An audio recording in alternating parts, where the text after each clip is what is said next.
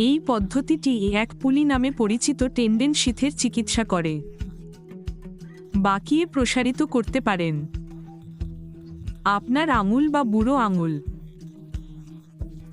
আটকে যাওয়া বা ব্যথা অনুভব না করে।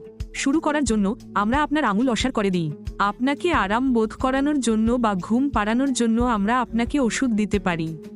এই এক পুলিতে পৌঁছানোর জন্য আমরা খুব কম পদ্ধতি ব্যবহার করতে পারি।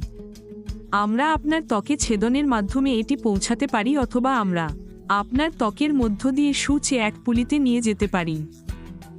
যদি আমরা সুই পদ্ধতি ব্যবহার করি তাহলে আমাদের ছেদ করার প্রয়োজন হবে না।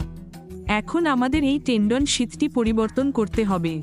এটি এতটাই টাইট যে এর মধ্য দিয়ে যাওয়া টেন্ডনটি সহজেই গলতে সক্ষম হয় না।